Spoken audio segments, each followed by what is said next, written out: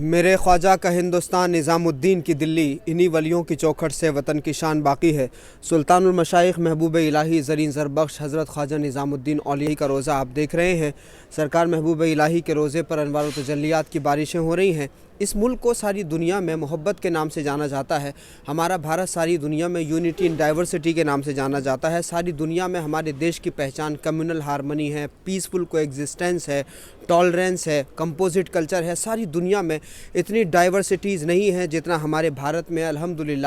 ہمیں اپنے بھارتی ہونے پر گرو ہے۔ سلطان الہند خواجہ خواجگاں غریب نواز رحمۃ اللہ علیہ نے اس ملک میں اس طرح کی پرمپرا کی بنیاد رکھی تھی کہ آج بھی دیکھیے تو غریب نواز رحمۃ اللہ علیہ کی بارگاہ میں ویج لنگر ہوتا ہے۔ دسترخوان پر بیٹھنے والے چاہے کسی بھی مذہب کے ہوں، بیٹھنے والے کی، کھانے والے کی بھوک دیکھی جائے گی، مذہب نہیں دیکھا جائے گا۔ سلطان الہند خواجہ خواجگاں غریب نواز رحمۃ اللہ علیہ کے بعد میں اس روایت کے جانشین بنے قطب الاقطاب حضرت خواجہ قطب الدین بختیار کاکی چشتی حبشی دہلوی رحمۃ اللہ علیہ، جن کا آستانہ مبارک مہرولی شریف میں ہے، جن کی بارگاہ میں الحمدللہ خطیب و امام ہونے کی حیثیت سے اور درگاہ شریف کا PRO ہونے کی حیثیت سے ہم خدمات انجام دے رہے ہیں۔ پھر یہ روایت آگے بڑھی، زہد الانبیاء شیخ الاسلام والمسلمین حضرت بابا فرید الدین مسعود گنج شکر رحمۃ اللہ علیہ نے اس پرمپرا کو آگے بڑھایا۔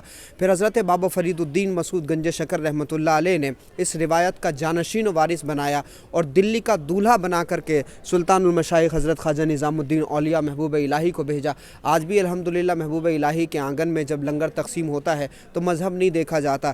یہاں آنے والوں سے نہ آدھار کارڈ پوچھا جاتا ہے، نہ پین کارڈ پوچھا جاتا ہے۔ جس طرح سے اللہ کی آکسیجن سے سب سانس لے سکتے ہیں، جس طرح سے اللہ کی زمین میں سب چل سکتے ہیں، جس طرح سے خدا کے بادل سے برسنے والا پانی جو ہے وہ ہر ایک کے کھیت میں برابر برستا ہے، اسی طرح سے اللہ کے ولیوں کا جو فیض ہوتا ہے وہ بھی سب کے لیے ہوتا ہے۔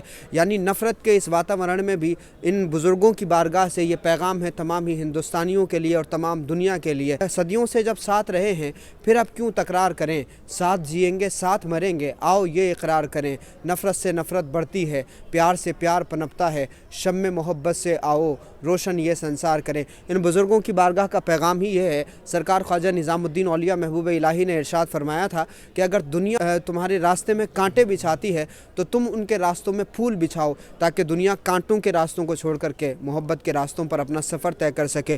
یہ وہ لوگ ہیں جنہوں نے محبت کا ماحول بنایا تھا، پیار کا ایک سماج بنایا تھا۔ آج بھی ہم اگر ان کے سندیش کو اور ان کے پیغامات کو اس ملک میں عام کرنا شروع کر دیں اور عملی طور سے اپنے اوپر لاگو کرنا شروع کر دیں، یقین جانیے کہ ہم ہر نفرت کو ہرا سکتے ہیں۔ اللہ پاک تمام لوگوں کو سلامت رکھے، اللہ پاک ہمارے ملک کو سلامت رکھے اور غریب نواز کے اس ہندوستان میں امن، محبت اور بھائی چارے کو فروغ دینے کی توفیق عطا فرمائے۔